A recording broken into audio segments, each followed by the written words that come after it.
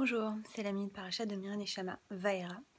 Vaera, c'est la paracha dans laquelle Dieu annonce à Moshe qu'il va endurcir le cœur de Pharaon pour qu'il puisse accomplir ses prodiges, qu'il va envoyer les macotes, les plaies d'Égypte, afin que, in fine, Pharaon cède et qu'il laisse sortir les Hébreux d'Égypte. Donc on est là dans cette espèce d'oxymore, dans ce paradoxe total, dans lequel d'une part il lui dit Vani ek she et leb Pharaon, et moi je vais endurcir le cœur de Pharaon, pour qu'il vous refuse de vous laisser partir, pour que j'envoie plus de plaies, pour qu'à la fin il vous laisse partir. Et alors évidemment qu'une lecture simple, une lecture du pshat, tend à dire je vais endurcir son cœur pour que j'ai envoyé des macotes, des prodiges contre lui pour faire une démonstration de puissance, afin de soumettre à la fois Pharaon, mais aussi de faire comprendre, de manifester ma puissance aux yeux des Hébreux. Mais il y a une interprétation qui est beaucoup plus intéressante, beaucoup plus profonde, et qui parle de la psychologie humaine. Et ça, c'est quelque chose qui n'a pas échappé à Maïmonide. Vous savez que Maïmonide était un grand spécialiste en fait de la psychologie humaine. Quand on lit les Shmoné Prakim, c'est vraiment de ça dont il s'agit. Et Maïmonide, ce qu'il observe, il observe la même chose qu'avait déjà observé... Rashi observe la même chose qu'avait déjà observé Maïmonide, parce que quand vous lisez le texte de la paracha, Rashi dit « Ah, c'est étrange parce qu'on dit « Et moi j'endurcirai le cœur de Pharaon », mais en fait, on voit que pendant les 5 premières plaies, c'est le cœur de Pharaon qui s'endurcit lui-même, et à partir de la 6e plaie, là on voit que c'est Dieu qui endurcit le cœur de Pharaon. Et ça, Maïmonide avait déjà remarqué ça. Et Maïmonide, ce qu'il dit en fait, c'est voilà, clairement cet épisode pose la question du libre arbitre. C'est-à-dire, qu'est-ce que ça veut dire pour Pharaon ? Et si on arrête de penser Pharaon comme l'autre absolu, mais qu'on voit Pharaon comme un être humain, et donc qu'on y réfléchit en s'identifiant, c'est vraiment l'invitation que je vous fais. Et donc si on considère Pharaon comme quelqu'un qui est doté de libre arbitre, qu'est-ce que ça veut dire de lui envoyer des épreuves pour le faire céder, mais en même temps de lui fermer le cœur? Ça veut dire que quelque part il n'est pas responsable de son mal.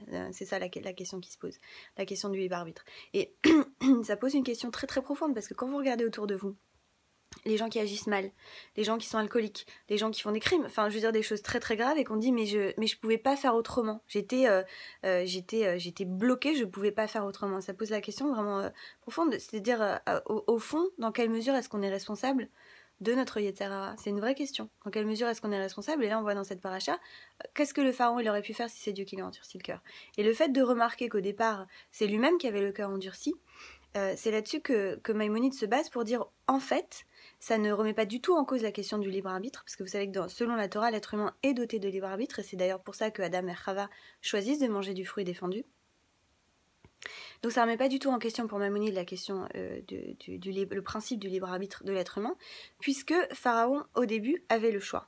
Il avait le choix et il a choisi comme ça. Sauf que ce qui se passe, remarque Maïmonide, et là je trouve que c'est une interprétation psychologique très fine et très intéressante, ce qui se passe c'est qu'en fait au départ on a le choix, mais plus on choisit et plus on se retrouve prisonnier de nos schémas d'action en fait. C'est-à-dire que plus on choisit, finalement, moins on va avoir le choix.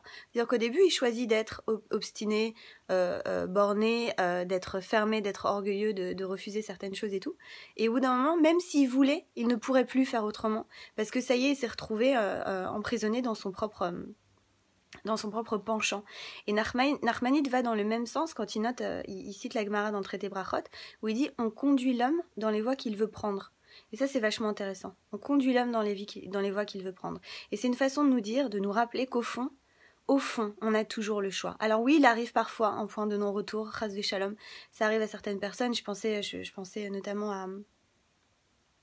à cette chanteuse anglaise là, dont le nom m'échappe, mais voilà, qui était alcoolique et qui est morte très très jeune et qui était extrêmement talentueuse, et bon, au bout d'un moment elle s'est retrouvée prisonnière de cette chute là, à un point de non-retour. Mais à part ces cas extrêmes là, comme le cas de Pharaon aussi, on a tous chacun la possibilité de faire vraiment, c'est ce que Maïmonide appelle la notion de tchouva, de retour, justement, la capacité de revenir et de changer. Et là-dessus, il y a un psychologue américain qui s'appelle Tal Ben-Shahar, qu'on appelle le professeur bonheur à Harvard, parce qu'il était professeur de psychologie positive là-bas. Il a écrit plusieurs ouvrages, dont un qui s'appelle Choisir sa vie, dans lequel il nous rappelle qu'au fond, on a toujours le choix.